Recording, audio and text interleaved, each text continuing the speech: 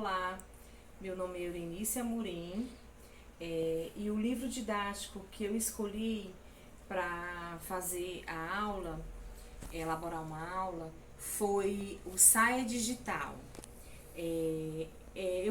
Onde eu planejei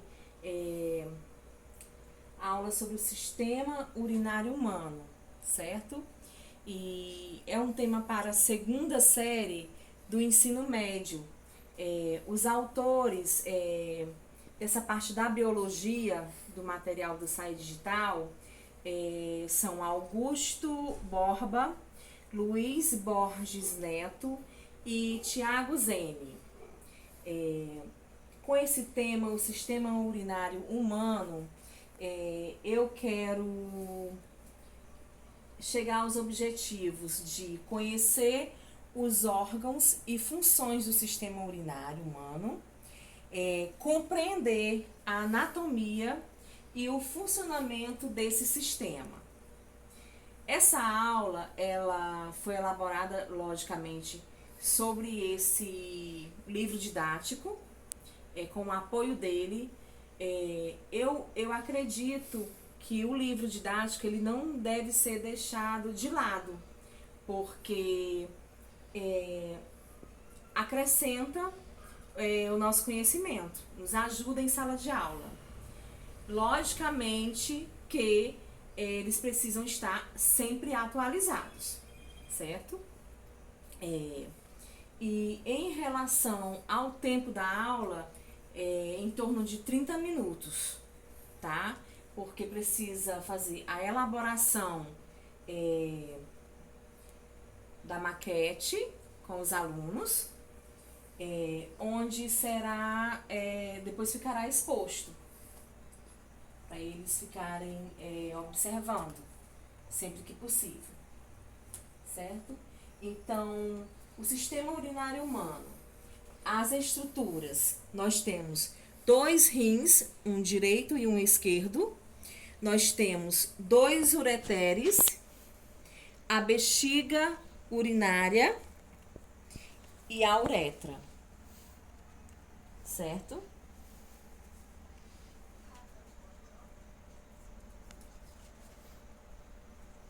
Eles têm como funções principais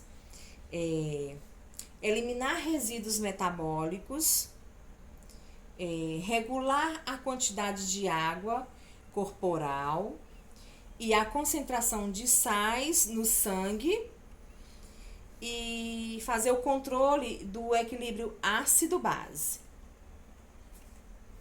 Então, eu vou começar falando sobre os rins.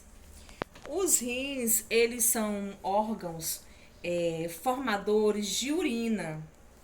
Cada um deles se encontra ao lado da coluna vertebral, ao nível da cintura e fora da cavidade abdominal, entre o peritônio membranoso, que reveste o abdômen, e os ossos e músculos dorsais, em posição retroperitoneal. Cada um deles pode pesar em torno de 120 e 170 gramas. Em média, gente, o nosso rim, ele filtra 180 litros de sangue por dia e produz também diariamente em torno de 1 a 2 litros de urina. Eles são recobertos pelo peritônio e circundados por uma massa de tecido adiposo. Os vasos sanguíneos renais, nervos, vasos linfáticos e ureteres, eles emergem da superfície côncava denominada hilo renal. voltada para a coluna vertebral. O rim, ele é formado por duas camadas que são chamadas córtex, que é a mais externa, e a medula, que é a parte interna. O córtex, ele abriga cerca de 80% dos néfrons, e a medula abriga néfrons justamedulares. Apenas um dos rins pode conter cerca de 1 milhão de néfrons intimamente associados aos vasos e capilares sanguíneos. Agora eu vou falar um pouco sobre a função dos rins. Além da excreção de resíduos e substâncias estranhas, eles controlam a pressão arterial, regulando o volume extracelular de fluido. E eles regulam também a osmolaridade com o corpo, ajudando nessa ação, ao conduzir comportamentos como, por exemplo, ter sede. Eles mantêm o equilíbrio iônico e eles regulam o pH do plasma, removendo H+ em pH ácido e conservando íons de bicarbonato, ou removendo íons bicarbonato e conservando H+ em pH alcalino, tá? Além disso tudo, eles ainda produzem hormônios. No caso da eritropoietina, é isso mesmo o nome, que ela regula a síntese de hemácias. E também eles produzem a renina, que é uma enzima que controla a produção dos hormônios envolvidos no equilíbrio de sódio e no controle, logicamente, da pressão arterial. Agora, eu vou falar para vocês sobre os ureteres. Os ureteres, que são esses dois canais aqui, ou tubos, eles conduzem a urina da pelve renal até a bexiga urinária. Eles descem pela parede posterior do abdômen e abrem-se na região lateral posterior da bexiga urinária. Para facilitar o deslocamento da urina em seu interior, eles têm um movimento chamado de peristáltico, movimento peristáltico. Agora nós vamos conhecer falar sobre a bexiga urinária. A bexiga urinária, ela é um órgão de armazenamento envolvida por um tecido muscular liso. Esse tecido também ele é denominado de músculo detrusor.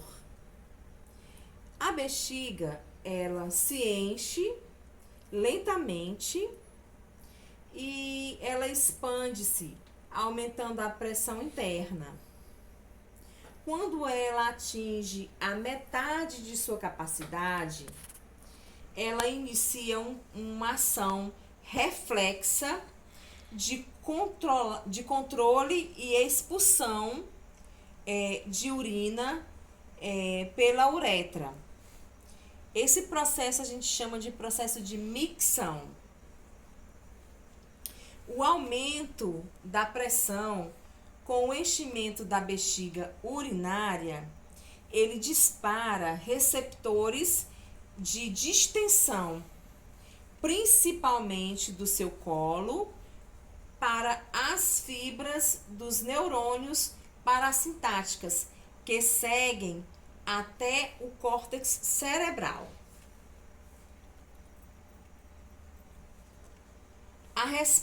Essa resposta, ela gera a contração lá daquele músculo que eu falei, do músculo detrusor, certo? Do músculo liso.